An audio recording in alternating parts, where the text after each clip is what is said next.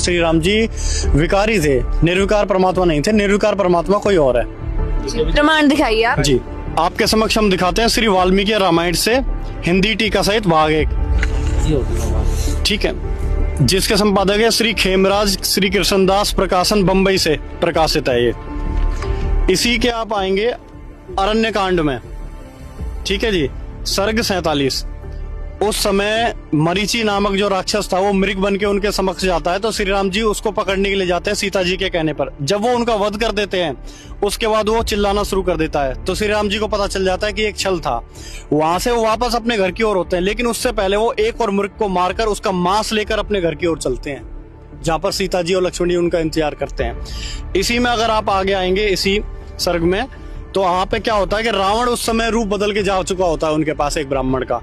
तो रावण को वो खुद आमंत्रित करती हैं कि आप यहाँ रुके शाम तक, क्योंकि मेरे पतिदेव वन में गए हुए हैं, आप कुछ देर विश्राम करें, मेरे स्वामी जो है वो नाना प्रकार के पशुओं का वध करके लेके आएंगे, तब हम आपका आदर सत्कार करेंगे। आप स्वयं पढ़ सकते हैं, हे द्विश्रेष्ठ, एक मुहूर्त भर विश्राम करो, अभी हमारे स्वामी बहुत सारे वनफूल मूल रूरू यानी कि हिरन वरा व गोदा वध करके, स्पष्ट लिखा हुआ है वध करके बहुत मांस द्रव्य ले यहाँ आते होंगे। ऐसा तो है नहीं कि फल के जो पेड़ है उनको मार के लाएंगे, जीव को ही मार के लाएंगे। जब वह आवेंगे तब आपका भली भांति से सत्कार होगा, इससे विराजिए। तो यहाँ पे सीता जी स्वयं आमंत्रित कर रही है, क्योंकि वह स्वयं भी मांस भक्षण करते थे, जीव हिंसा भी करते थे, मांस का भी सेवन करते थे। इसी का प्रमाण आपको दूसरी पुस्तक से भी दिखाते हैं। ये है श्री रामचरितमानस, तुलसीदास जी द्वारा रचित। इसके अंदर आप आएंगे बालकांड के अंदर, आप देखेंगे दोहा नंबर 204। बंधु सखा संग ले बुलाई, बन मृग्या नित खेले जाई, पावन मृग मारे जिये जानी, दिन प्रति निपुण दिखावई आनी। श्री रामचंद्र जी भाइयों और इष्ट मित्रों को बुलाकर साथ ले लेते हैं और नित्य वन में जाकर शिकार खेलते हैं। मन में पवित्र समझकर मृगों को मारते हैं और प्रतिदिन लाकर राजा दशरथ को दिखलाते हैं। अब मन में पवित्र सोच के मृग को मारते हैं, क्या उससे पाप नहीं लगेगा? जीव हिंसा नहीं होगी, उसकी तो मृत्यु हो गई ना। उससे आगे आप क्या देखेंगे कि जय मृग राम बाण के मारे, ते तनु तजे सुरलोक सिधारे, अनुज सखा संग भोजन करही, मात पिता आज्ञा अनुसरही।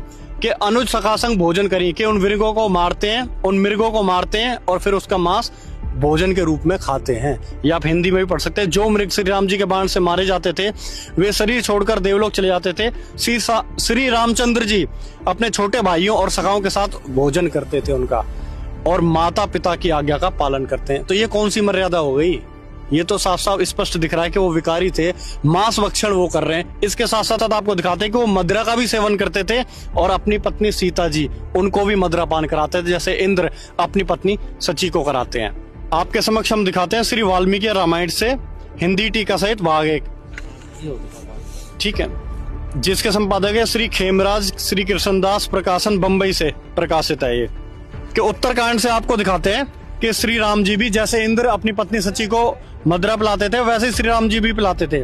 आप देख सकते हैं श्री रामचंद्र जी बैठे सीता जी को बाएं हाथ से ग्रहण कर पवित्र हुए मेरेकम मधु कगज से श्री रामचंद्र जी ने पिलाया। कि मेरेकम मधु श्री रामचंद्र जी ने पिलाया। मधु मेरेकम जो होता है ये एक प्रकार की शराब होती है। ये शराब कैसे? तो अर्थ का अनर्थ कर दिया है। तो मधु लिखा है, मधु माने शहद, मधु माने शहद होता है, अनर्थ कर दिया है। तो कैसे स्पष्ट करेंगे आप? इस चीज का प्रमाण आपको शास्त्रों से ही देंगे। श्री सुधा सागर से उसके अंदर स्पष्ट कर रखा है कि मेरेकम मधु जो होती है, मधु मेरेकम, वो एक प्रकार की शराब होती है।